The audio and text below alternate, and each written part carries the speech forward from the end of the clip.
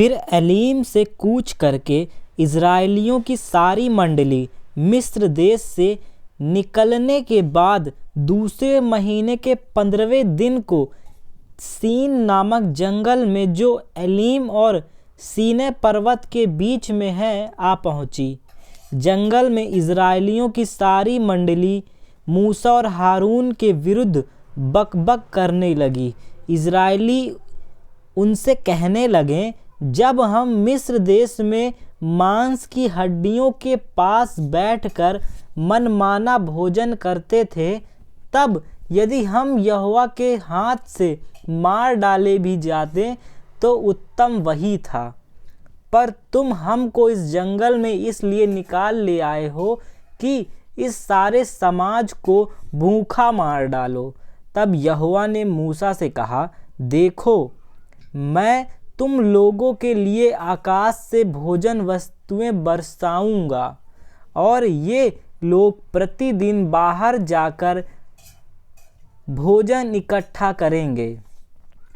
इससे मैं उनकी परीक्षा करूंगा कि ये मेरी व्यवस्था पर चलेंगे कि नहीं, और ऐसा होगा कि 6वें दिन वह भोजन अन्य दिनों से दुगना होगा। इसलिए जो कुछ वे उस दिन बटोरें उसे तैयार कर रखें।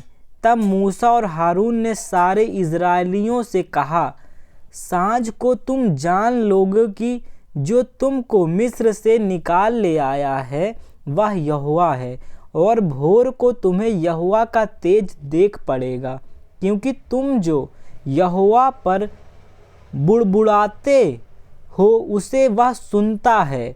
और हम क्या हैं कि तुम हम पर बुड़बुड़ाते हो।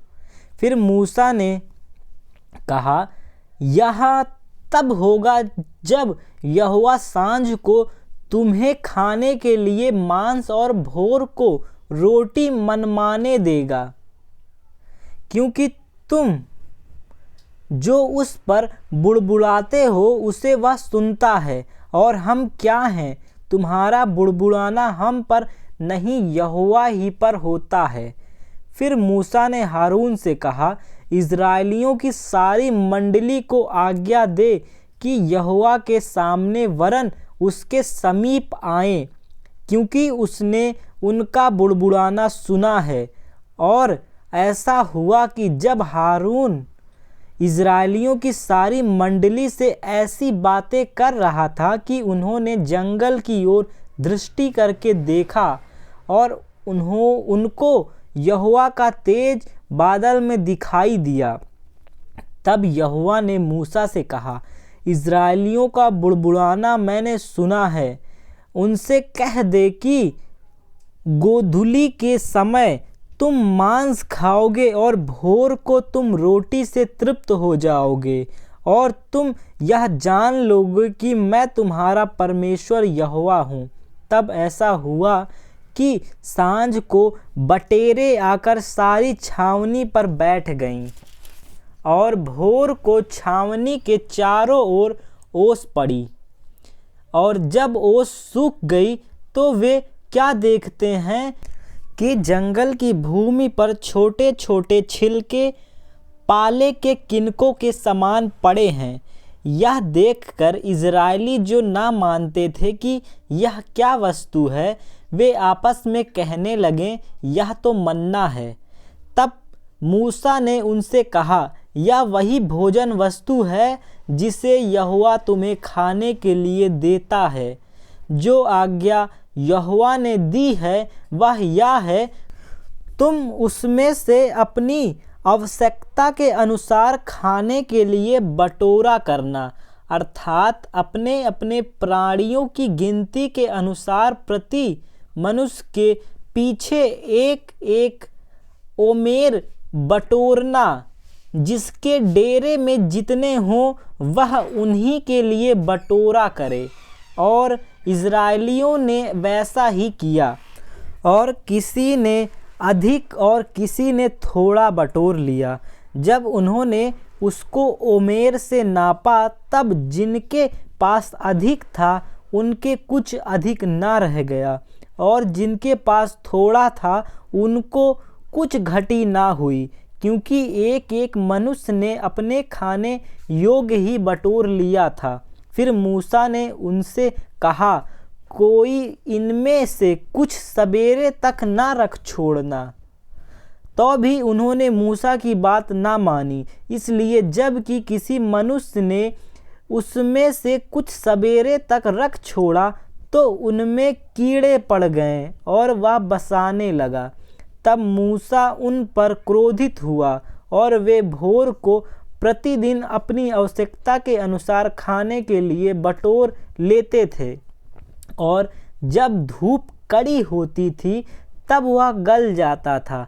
फिर ऐसा हुआ कि छठवें दिन उन्होंने दूना अर्थात प्रति मनुष्य के पीछे 2-2 ओमेर बटोर लिया, और मंडली के सब प्रधानों ने आकर मूसा को बता दिया। उसने उनसे कहा, यह वही बात है जो यहोवा ने कही, क्योंकि कल परम विश्राम अर्थात यहोवा के लिए पवित्र विश्राम होगा। इसलिए तुम्हें जो तंदूर में पकाना हो उसे पकाओ, और जो सिझाना हो उसे सिझाओ, और इसमें से जितना बचे उसे सवेरे के लिए रख छोड़ो। जब उन्होंने उनको मूसा की इस आज्ञा के अनुसार सवेरे तक रख छोड़ा, तब ना तो वह बसाया और ना उसमें कीड़े पड़े। तब मूसा ने कहा, आज उसी को खाओ, क्योंकि आज यहोवा का विश्राम दिन है। इसलिए आज तुमको वह मैदान में ना मिलेगा।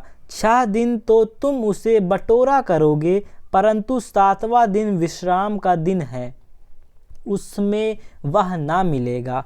तो भी लोगों में से कोई 7वें दिन भी बटोरने के लिए बाहर गए, परंतु उनको कुछ ना मिला।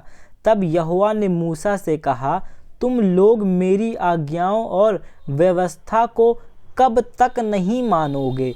देखो, यहोवा ने जो तुमको विश्राम का दिन दिया है, इसी कारण वह 6वें दिन को 2 दिन का भोजन तुम्हें देता है। इसलिए तुम अपने अपने यहाँ बैठे रहना। 7वें दिन कोई अपने स्थान से बाहर ना जाना।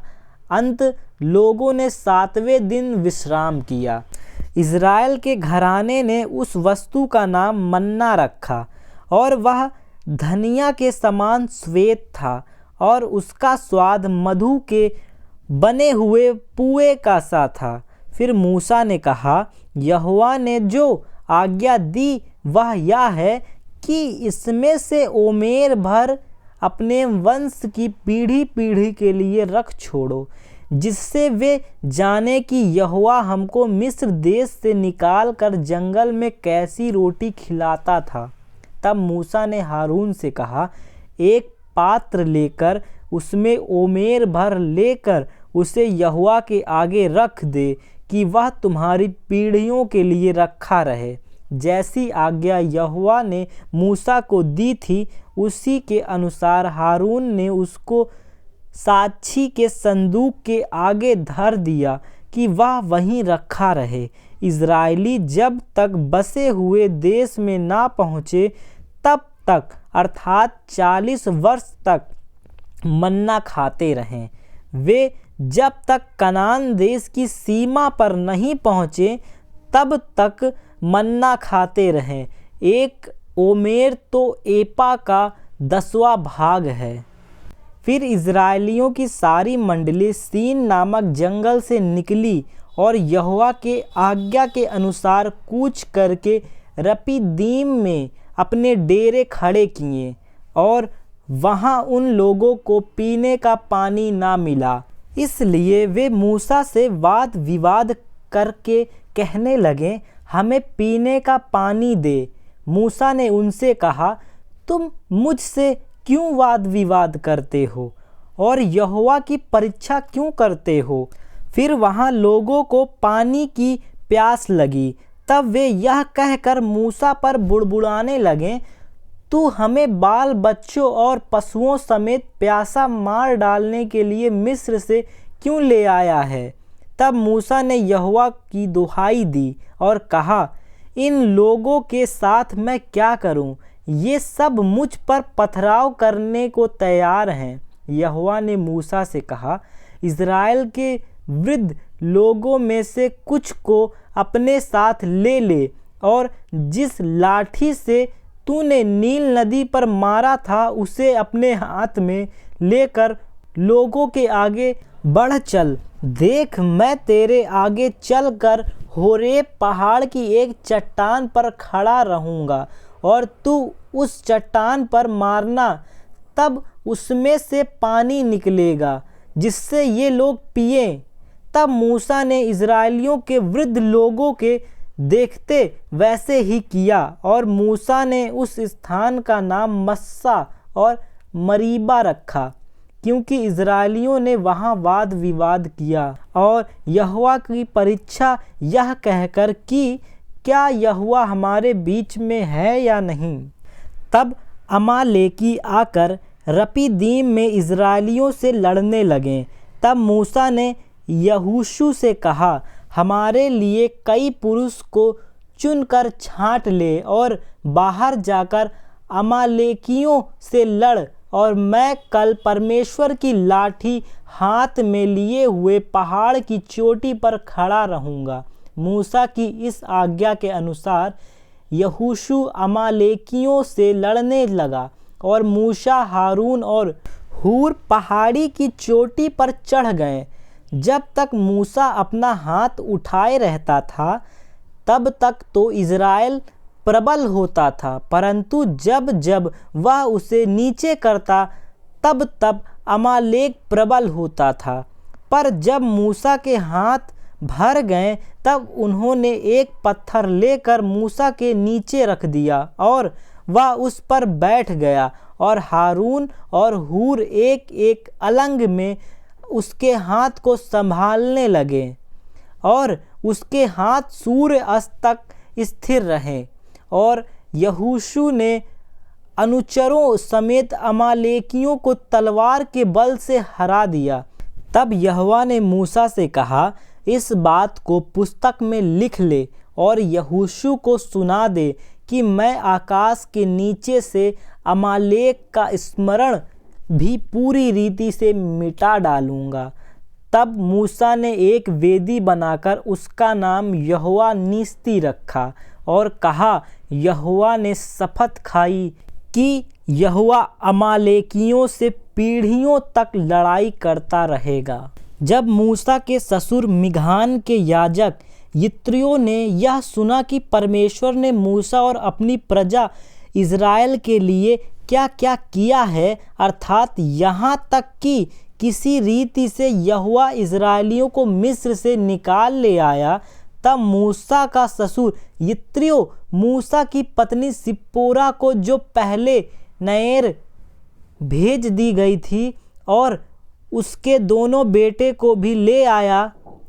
उनमें से एक का नाम मूसा ने यह कहकर गोर्शेन रखा था, मैं अन्य देशों में परदेसी हुआ हूँ, और दूसरे का नाम उसने यह कहकर एलीहजेर रखा, मेरे पिता के परमेश्वर ने मेरा सहायक होकर मुझे फिरौन की तलवार से बचाया।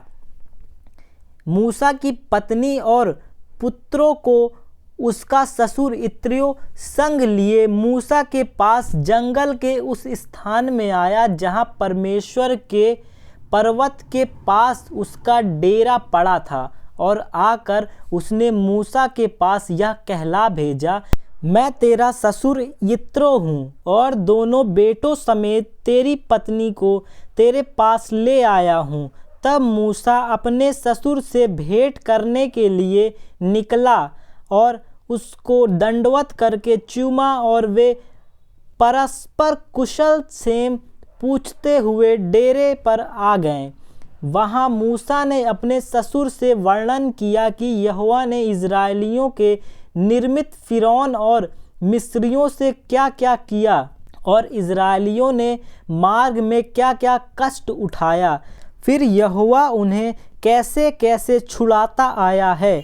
तब इत्रो ने उस समस्त भलाई के कारण जो यहोवा ने इज़राइलियों के साथ की थी कि उन्हें मिस्रियों के वश से छुड़ाया था, मग्न होकर कहा, धन्य है यहोवा जिसने तुमको फ़िरौन और मिस्रियों के वश से छुड़ाया, जिसने तुम लोगों को मिस्रियों की मुट्ठी से छुड़ाया है। अब मैंने जान लिया है कि यहोवा सब देवताओं से बड़ा है, वरन उस विषय में भी जिससे उन्होंने इज़राइलियों के साथ अहंकार पूर्ण व्यवहार किया था।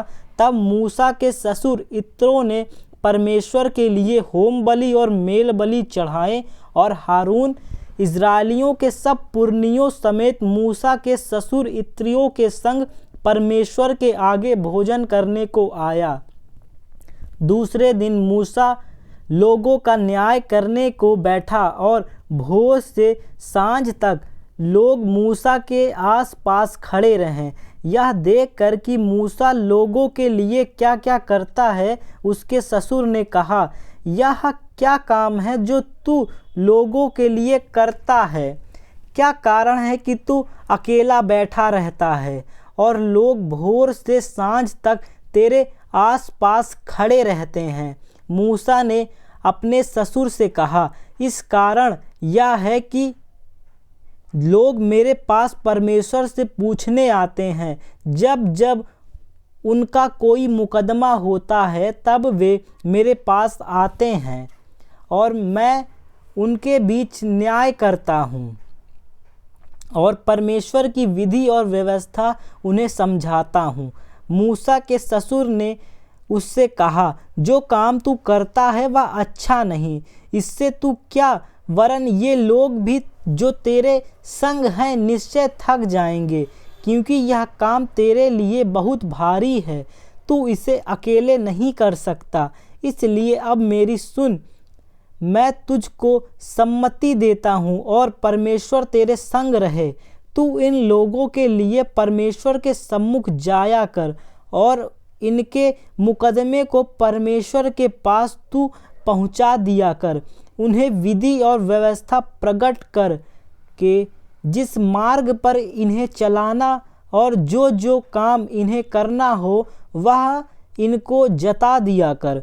फिर तू इन सब लोगों में से ऐसे पुरुष को छांट ले जो गुड़ी और परमेश्वर का भय मानने वाले, सच्चे और अन्याय के लाभ से घृणा करने वाले हों, और उनको 1000-1000, 100-100, 50-50 और 10-10 मनुष्यों का प्रधान नियुक्त कर दे, और वे सब इन लोगों का न्याय किया करें। और सब बड़े बड़े मुकदमों को तो तेरे पास ले आया करें और छोटे छोटे मुकदमों का न्याय आप ही किया करें। तब तेरा बोझ हल्का होगा, क्योंकि इन बोझ को वे भी तेरे साथ उठाएंगे। यदि तू यह उपाय करे और परमेश्वर तुझको ऐसी आज्ञा दे तो तू ठहर सकेगा और ये सब अपने स्थान को कुशल से पहुंच सकेंगे। अपने ससुर की यह बात मानकर मूसा ने उसके सब वचनों के अनुसार किया। अतः उसने सब इज़राइलियों में से गुड़ी गुड़ी पुरुष को चुनकर 1000-1000, 100-100, 50-50, 10-10 लोगों के ऊपर प्रधान ठहराया, और वे सब लोगों का न्याय करने लगे। जो मुकदमा कठिन होता वे मूसा के पास ले आते थे, और सब छोटे छोटे मुकदमों का न्याय वे आप ही किया करते थे। तब मूसा ने अपने ससुर को विदा किया और उसने अपने देश का मार्ग लिया।